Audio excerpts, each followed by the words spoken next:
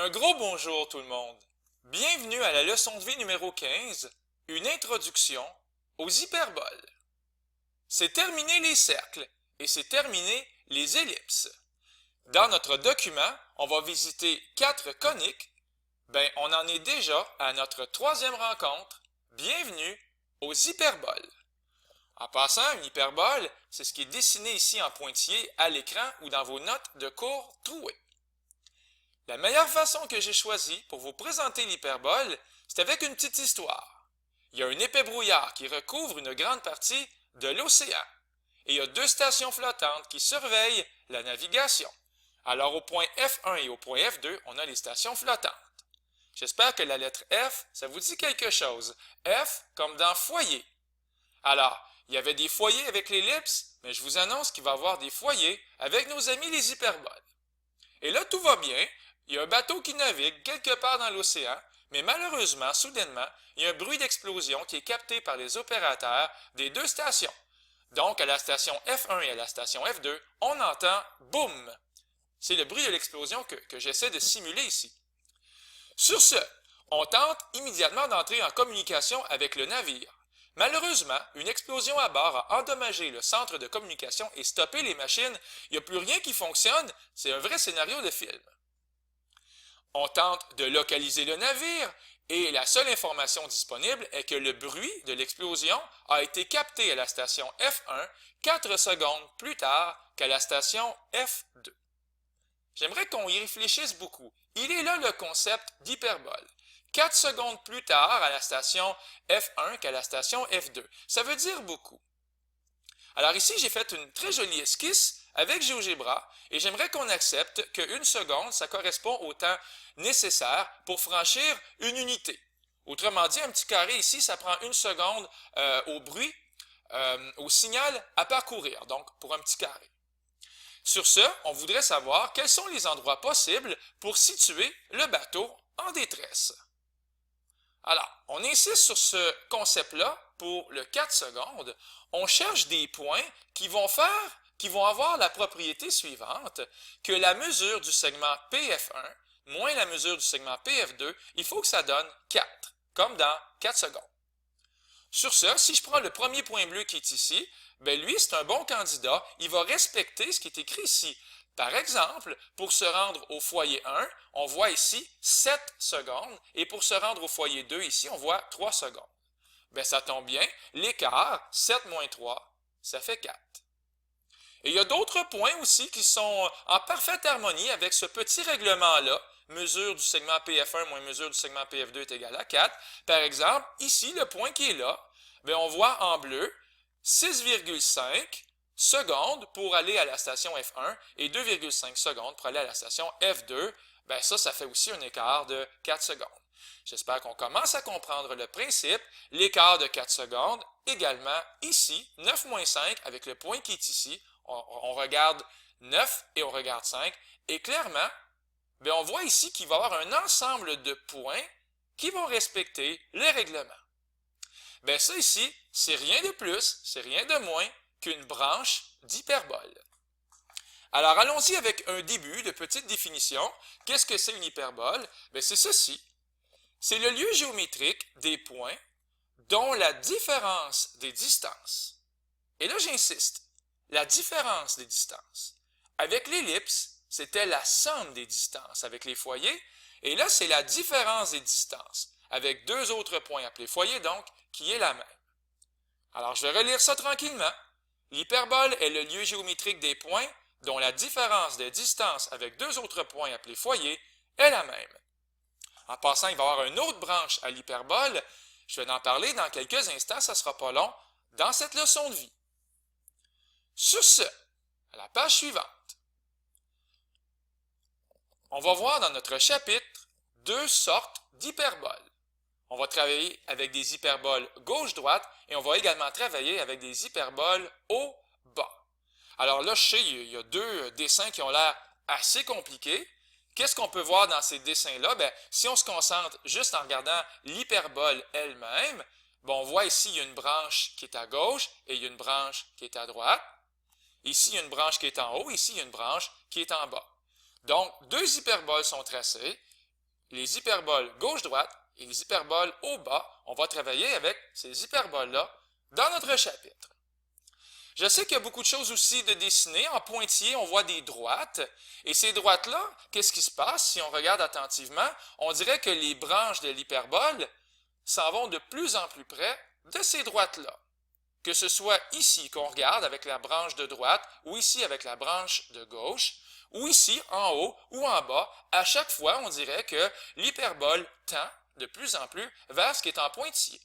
On connaît le mot pour ça. Quand on tend de plus en plus près, sans jamais toucher, on appelle ça les asymptotes. Il y a donc, pour les hyperboles, il y a toujours deux asymptotes qui vont être en vedette dans notre chapitre avec les hyperboles. Il y a aussi une boîte. Alors là, on voit, il y a une espèce de boîte qui est ici, et la boîte, c'est pas n'importe quelle boîte. Si on regarde les 4 sommets de la boîte, mais qu'est-ce qui se passe? Les asymptotes passent justement par les sommets, que ce soit avec une hyperbole gauche-droite ou avec une hyperbole haut-bas. Alors, clairement, ici, on voit les asymptotes qui passent par les sommets de la boîte. Autrement dit, la boîte sert à définir les asymptotes, et les asymptotes, une fois qu'elles sont tracées, bien, ça devient facile après ça de tracer nos hyperboles. Et qu'est-ce qu'il y a d'autre dans les dessins qui est peut-être un peu mêlant? Bien, peut-être de moins en moins de choses. On reconnaît les foyers qui sont là, puis là, j'ai mis des cordes en mauve et en vert. Et j'aimerais qu'on relise le texte, bien, qu'on le lise pour la première fois, mais c'est le même concept qu'avec le bateau. On peut imaginer une corde qui est mauve ou verte, qui est attachée à deux poteaux, qui sont les foyers.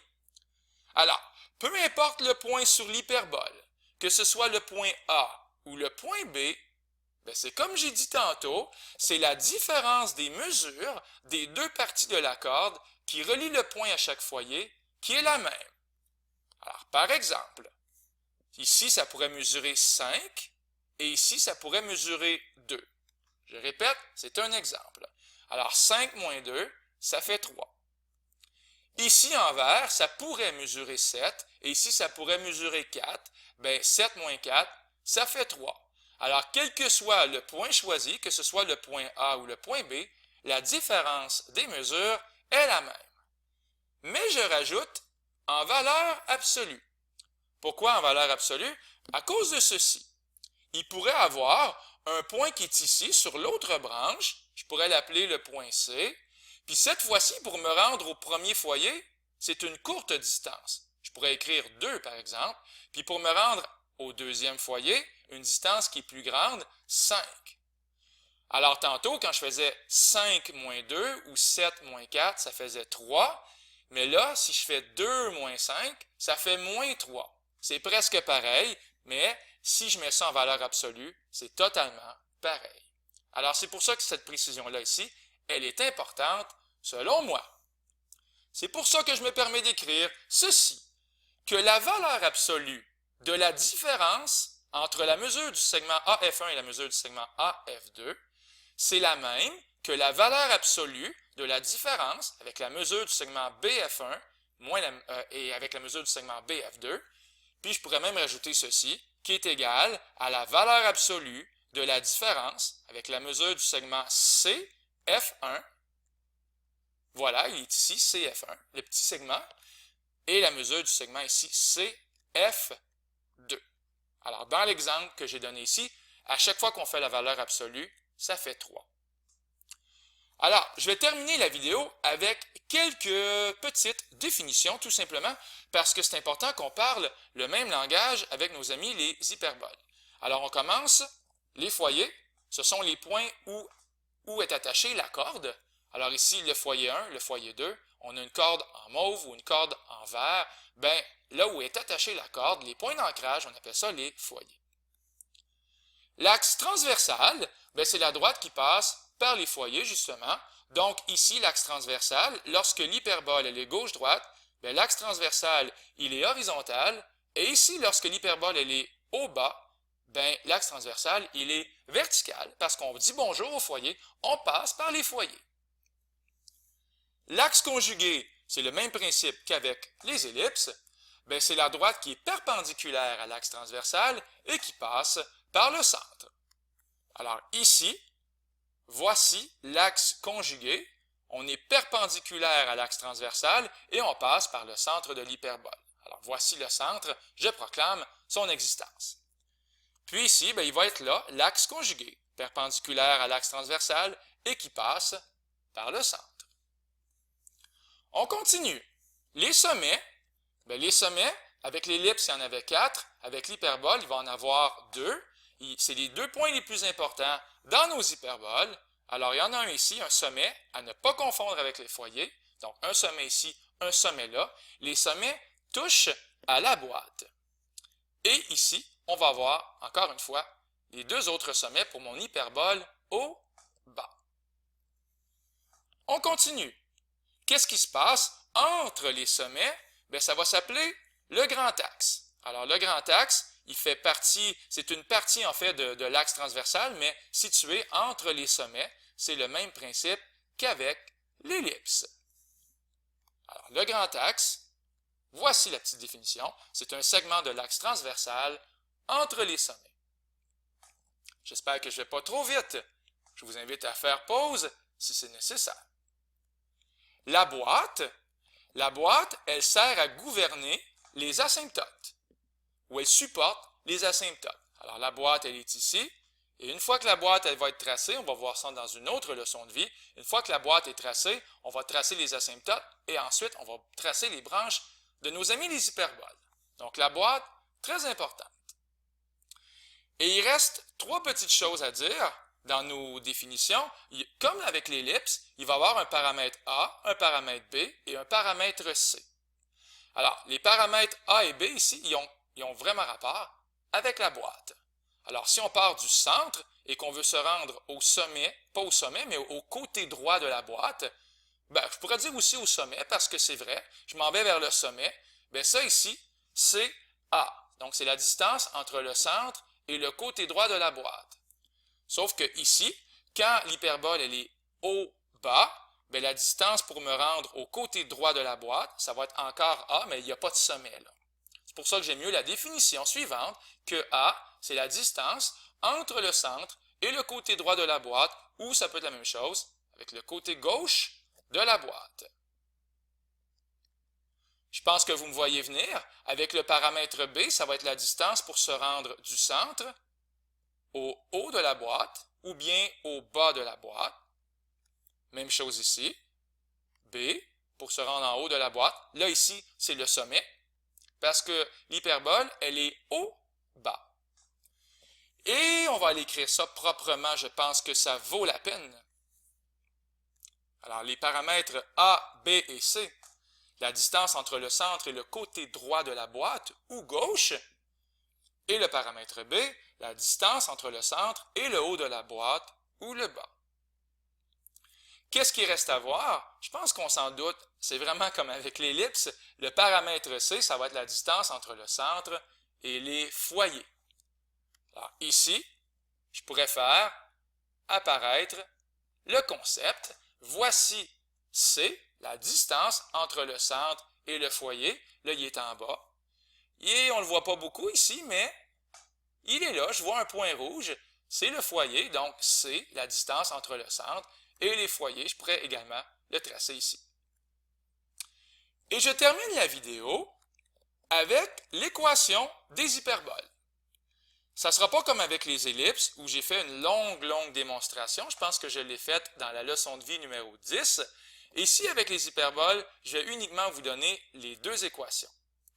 Alors, si vous voulez être curieux un peu et faire la preuve, ça peut vous prendre quelques demi-heures, mais ce sera un bel exercice d'algèbre.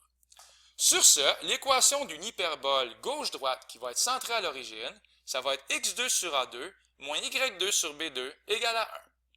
Le même a et le même b dont je viens de parler par rapport à la boîte. C'est presque comme l'ellipse. Au lieu d'avoir un moins avec l'ellipse, on a un plus, et c'est tout. Pensez-y bien, c'est quand même assez facile à retenir. Puis si l'hyperbole elle est au bas, on va juste changer l'ordre des termes, ça va être y2 sur b2 moins x2 sur a2 est égal à 1. C'est presque pareil. Alors, c'est une grosse vidéo, et n'hésitez pas à la réécouter, à demander des conseils à vos amis, à vos enseignants. Moi, je vous dis un gros bonjour, c'était Luc Allard pour le Collège Sainte-Anne.